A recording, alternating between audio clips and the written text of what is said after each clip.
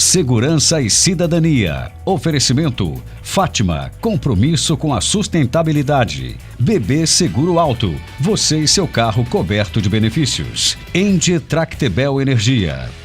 Olá, está no ar o programa Segurança e Cidadania. Confira nossa programação de hoje. Recebemos no estúdio a coordenadora das DPCAMs no estado para falar das capacitações pelas quais passam os profissionais desta delegacia. Na agenda do meio ambiente, esclarecemos as dúvidas sobre o cadastro ambiental rural e ainda as principais dúvidas sobre a declaração do imposto de renda. Tudo isso você acompanha agora no Segurança e Cidadania.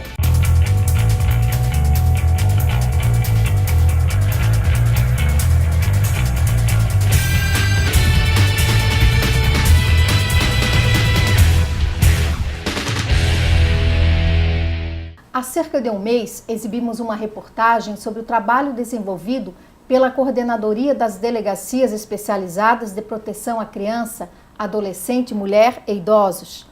Hoje recebemos no estúdio a coordenadora das DPCAMs em Santa Catarina, delegada Patrícia Zimmermann Dávila, para falar das capacitações de profissionais e do atendimento especializado destas delegacias. Bom dia, delegada, um prazer tê-la conosco aqui no Segurança e Cidadania. Pelo que a gente está percebendo, há um interesse muito grande da parte da Polícia Civil de estar fortalecendo as delegacias especializadas, que inclusive passou agora a ser chamada de DPCAMs, né?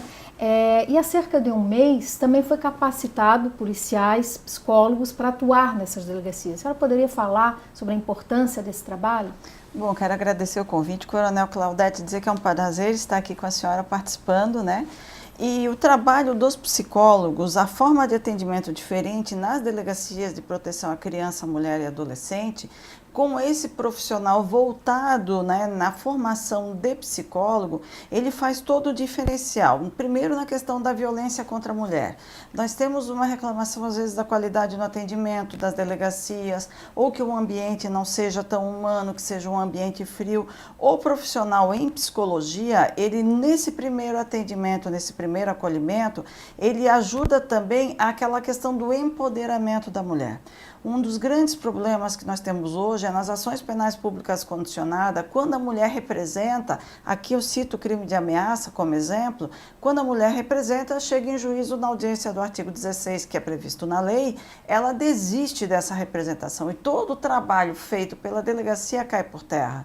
Então, o profissional da área da psicologia, ouvindo essa mulher, orientando essa mulher, né, tentando startar a rede de proteção à mulher com a equipe multidisciplinar que é prevista na lei e é um trabalho de assistência social que não existe ainda em muitos lugares, ele vai fazer um diferencial muito grande no que diz respeito a essa vítima de violência.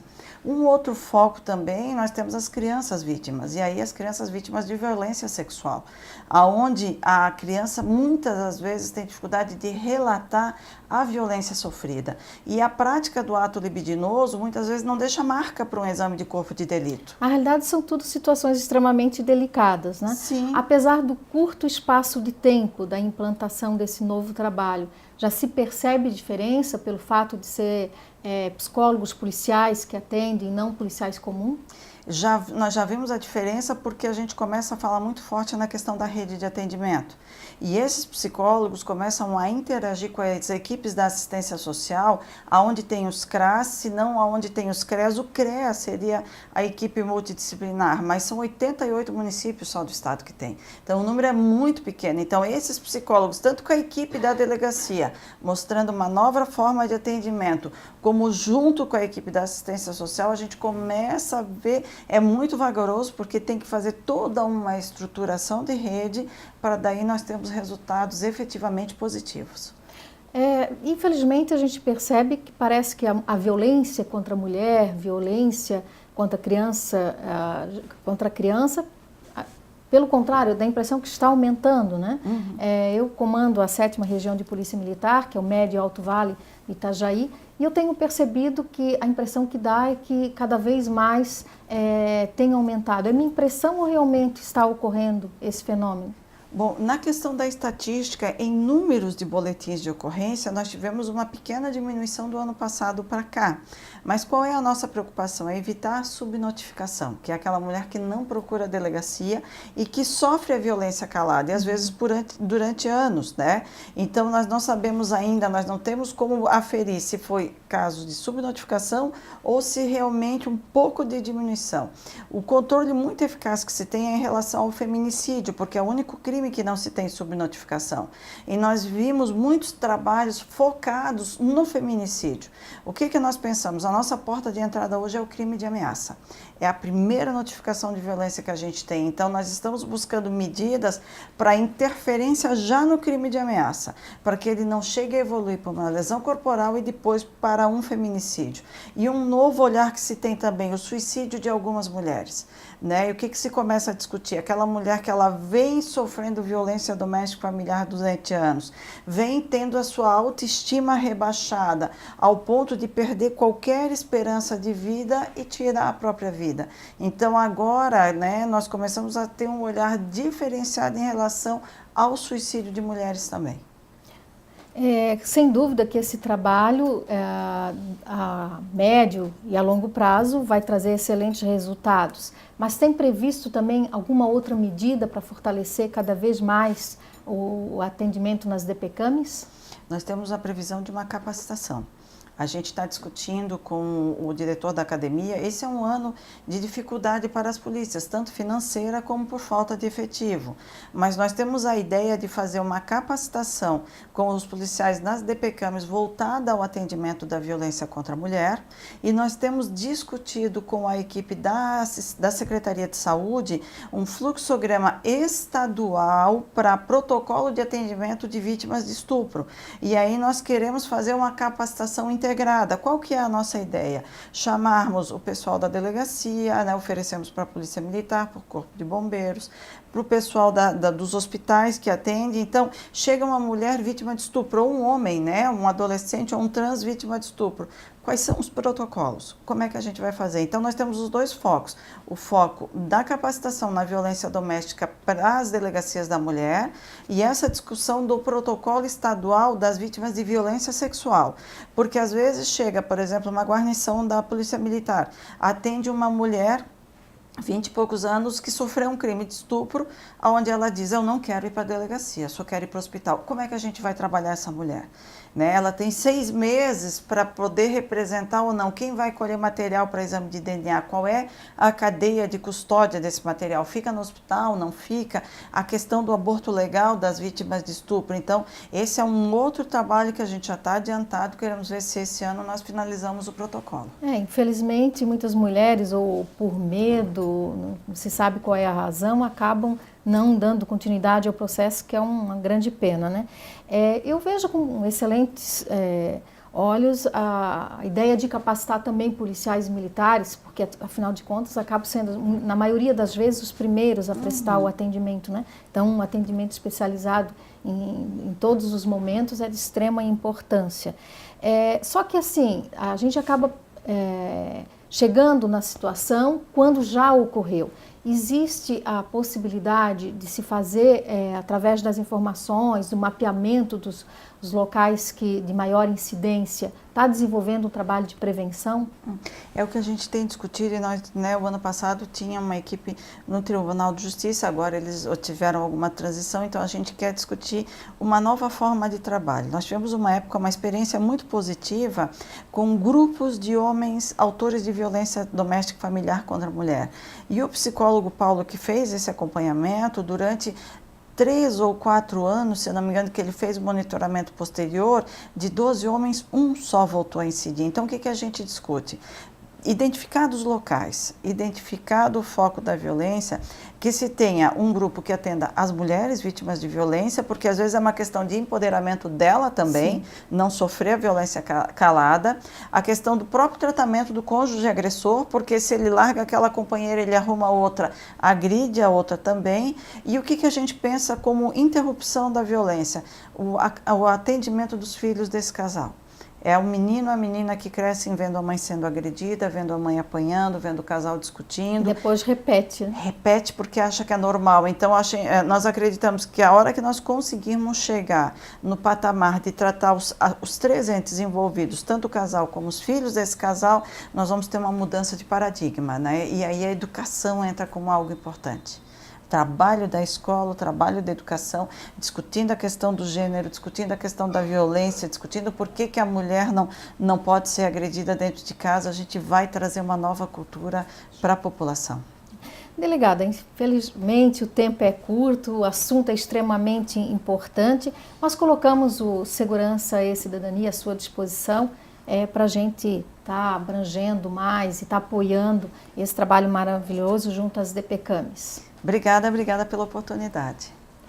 No terceiro bloco tem uma reportagem sobre um trabalho de terapia desenvolvido com adolescentes infratores na DPCAM de São José.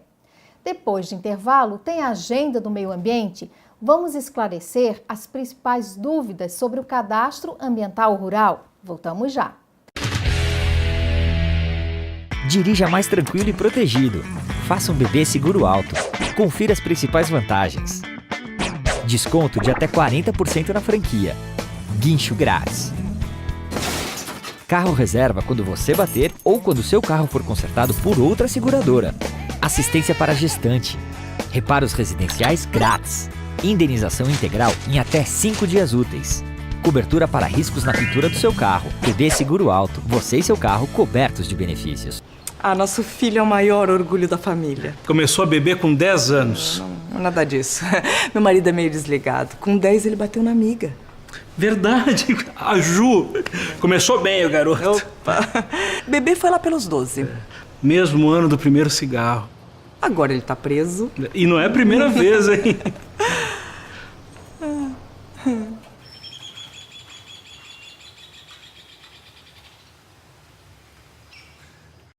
Biomas SC. Boa parte das riquezas naturais de Santa Catarina é encontrada no Parque Estadual Rio Canoas, em Campos Novos, que é administrado pela Fátima, Fundação do Meio Ambiente do Estado. Além de proteger a floresta da araucária, a área também serve de abrigo para o xaxim e animais como urubu-rei, pica-pau, gato do mato e alguns veados. A paisagem é formada por paredões rochosos e cânions, onde nascem araucárias, samambaias e até o cactus. O Parque Estadual Rio Canoas é um centro de pesquisas científicas e uma ótima opção de lazer. Na sede há um espaço de visitação pública com exposições, folhetos educativos, fotos e animais conservados. Conheça os parques de Santa Catarina. Viva e preserve a nossa natureza. Biomas SC. Oferecimento Fátima, Fundação do Meio Ambiente de Santa Catarina. O Cadastro Ambiental Rural é um registro eletrônico para todos os imóveis rurais, para o controle, monitoramento e combate ao desmatamento das florestas. Conversamos com o órgão responsável pelo cadastro em Santa Catarina para esclarecer as principais dúvidas. Acompanhe na agenda do meio ambiente de hoje.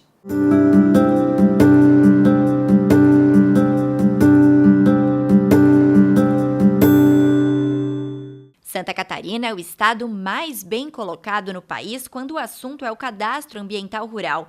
São 227 mil propriedades inscritas, 65% dos imóveis rurais do estado e 70% da área.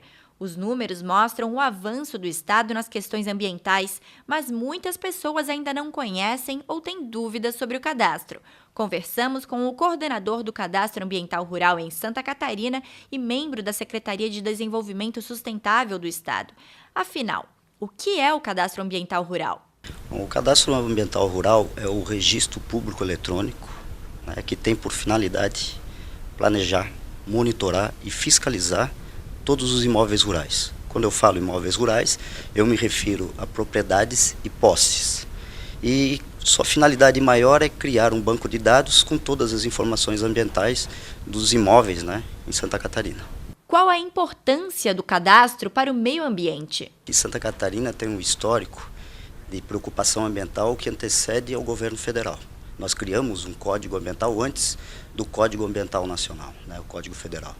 Então você, a partir da hora que você tem mapeado essas informações ambientais, você consegue determinar que as futuras gerações vão ter acesso a essas propriedades, vão ter acesso, né, a tudo que é produzido, sem que se crie passivos ambientais. Os passivos ambientais já criados, com o cadastro, você tem a possibilidade de fazer a recuperação deles. E a nossa preocupação, a preocupação do cadastro é com a reserva legal e com as áreas de preservação permanente, né? Então, Santa Catarina tem uma estrutura um pouco diferenciada. Nós temos aproximadamente 96% de pequenas propriedades, onde é muito importante que você tenha ali delimitado e preservado e reservado áreas de reserva e de preservação, área de preservação permanente. Quais são os benefícios para o proprietário? Bom, em primeiro lugar é que ela vai estar em acordo com a legislação, né? O cadastro é obrigatório.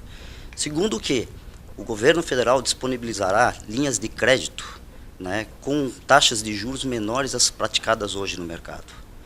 Além dessas linhas de crédito, a pessoa terá acesso a insumos que com certeza possibilitarão que ela tenha uma ampliação da sua produção, né? E terceiro, que ela vai poder recompor áreas de reserva legal e de preservação permanente sem que tenha nenhum dolo futuro, né? Um órgão fiscalizador visite sua propriedade e gere uma notificação ou algo do gênero. Quem deve se inscrever? Todos os proprietários de imóveis rurais e poceiros, né? Então, se a pessoa não tiver uma verbação em cartório, uma matrícula, mas tem um contrato de compra e venda e tem a sua atividade rural, né, bem clara, tem que se inscrever no Cadastro Ambiental Rural. Então, ela é válida para todos os proprietários de imóveis rurais. O que é preciso para se inscrever?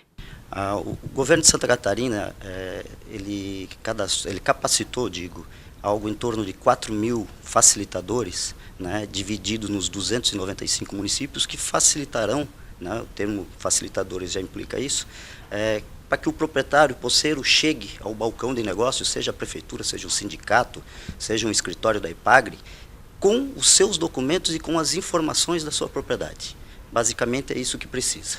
Ele saber onde é que começa a sua propriedade, onde ela termina, onde é que estão as áreas de preservação, onde é que está a área de reserva legal, o que tem consolidado.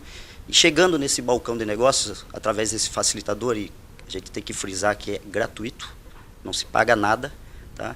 Ele com essa documentação básica, CPF e alguns dados do imóvel, ele consegue fazer o cadastro. Como se inscrever? Bom, nós temos em Santa Catarina um site que é o www.cadastroambientalrural.sc.gov.br, onde você tem todas as informações relativas ao cadastro. Então, você acessando o site, você vai ter um link que diz facilitadores. Ao clicar nesse link, você vai ver uma tabela onde tem dos 295 municípios, dividido pelas agências de desenvolvimento regional, o nome de pessoas que possibilitam fazer esse cadastro. Essas pessoas podem estar na prefeitura, como eu frisei anteriormente, no sindicato ou nas entidades ligadas ao cadastro no estado. O proprietário que não se inscrever perde o direito aos benefícios. A propriedade rural que não for cadastrada não poderá ser vendida nem desmembrada, pois o cadastro é obrigatório. Confira mais informações no site cadastroambientalrural.sc.gov.br. Se você tem um imóvel rural, fique ligado no prazo para o cadastro que vai até o início de maio. Depois do intervalo, as principais dúvidas sobre a declaração do imposto de renda. Voltamos já. Dirija mais tranquilo e protegido. Faça um bebê seguro alto. Confira as principais vantagens. Desconto de até 40% na franquia. Guincho grátis. Carro reserva quando você bater ou quando seu carro for consertado por outra seguradora. Assistência para gestante. Reparos residenciais grátis. Indenização integral em até 5 dias úteis. Cobertura para riscos na pintura do seu carro. bebê seguro alto. Você e seu carro cobertos de benefícios. Nosso filho é o maior orgulho da família. Começou a beber com 10 anos. Não, nada disso. Meu marido é meio desligado. Com 10 ele bateu na amiga. Verdade, a Ju. Começou bem o garoto. Opa! Bebê foi lá pelos 12. Mesmo ano do primeiro cigarro. Agora ele tá preso. E não é a primeira vez, hein?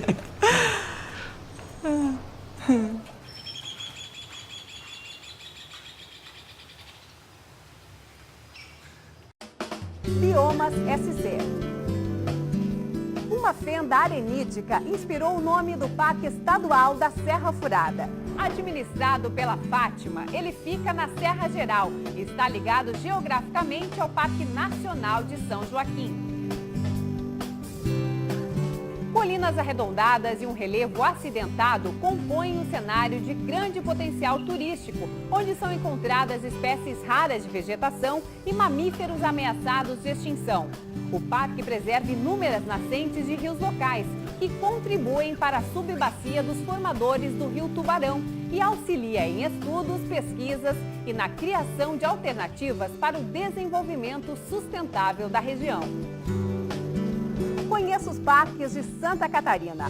Viva e preserve a nossa natureza. Biomas SC. Oferecimento Fátima, Fundação do Meio Ambiente de Santa Catarina. O prazo para a entrega da declaração do imposto de renda é dia 29 de abril e a data já está chegando. O SESCOM promoveu uma campanha em diversos municípios catarinenses para auxiliar a população nas dúvidas mais comuns. Se você perdeu este atendimento, acompanhe a reportagem com as principais dicas para declarar certo. Mesmo tendo que fazer a declaração de imposto de renda todos os anos, o brasileiro ainda tem dúvidas sobre a forma correta de declarar. Isso porque às vezes a regra muda, às vezes a renda muda, às vezes sai um dependente, ganhou uma herança, tem uma nova propriedade. São muitos casos específicos e foi para tirar essas dúvidas que o SESCOM promoveu a campanha Declare Certo. Contadores voluntários fizeram plantão em postos de grandes movimentos em diversas cidades de Santa Catarina para responder às perguntas da população de forma gratuita. Essa é a 12ª edição do Declare Certo, que nada mais é do que uma organização do SESCOM Grande Florianópolis, reunindo contadores voluntários de empresas contábeis, justamente para vir até as ruas, vir até a população e tirar dúvidas sobre o imposto de renda. Em Florianópolis, a principal dúvida que chegou à tenda do Declare Certo foi: para quem a declaração é obrigatória? Para esse ano, é R$ 28.123,91 de rendimentos tributáveis. Acima desse valor, todas as pessoas estão obrigadas a declarar imposto de renda. Geralmente, como a tabela do imposto de renda era atualizada por volta de 4,5%, que aconteceu no último ano, normalmente os ganhos das pessoas, né, por volta dos seus rendimentos, têm sido atualizados por um percentual superior a esse. Então, cada ano, mais pessoas são obrigadas a declarar imposto de renda. A maioria das pessoas que procuram a nossa tenda são aquelas justamente que entram nessa faixa, nesse perfil de iniciante de declaração em virtude desses rendimentos que começaram a ser tributados. Outra dúvida que surgiu durante os dias de campanha foi relacionada a ganho de capital. No caso da venda de um bem ou recebimento de pensão, por exemplo.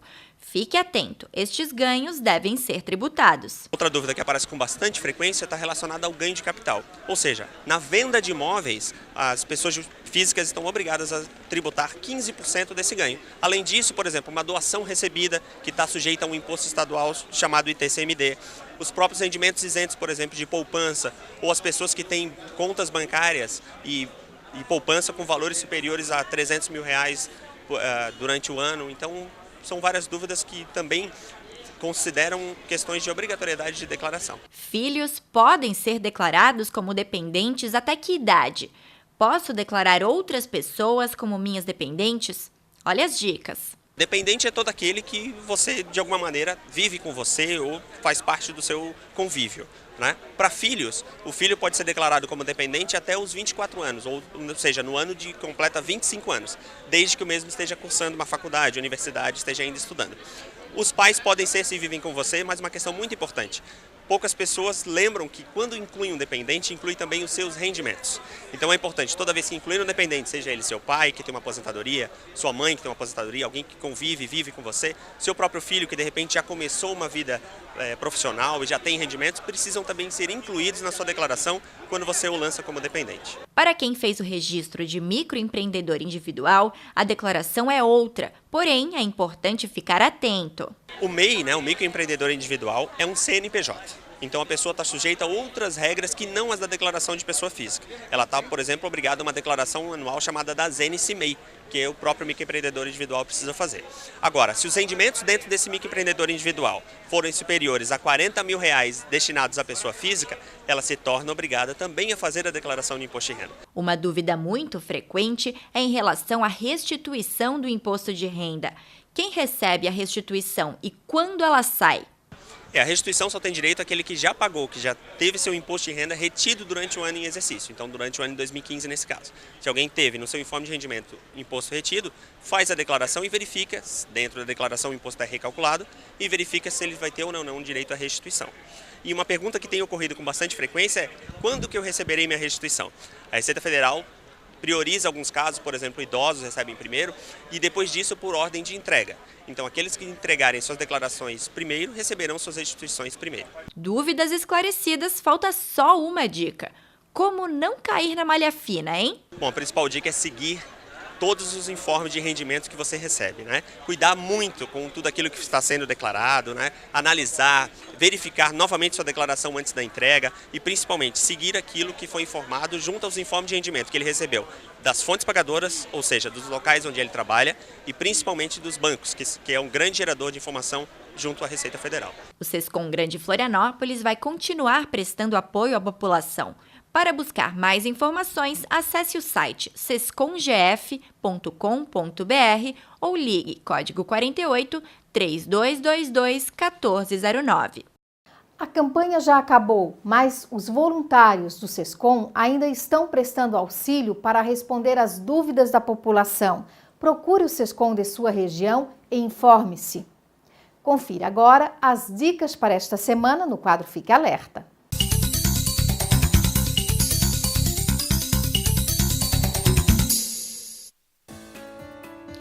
As pessoas que querem fazer seu primeiro título eleitoral, trocar o local de votação ou transferir o município devem procurar o cartório eleitoral mais próximo o quanto antes. O prazo para estas solicitações é dia 4 de maio.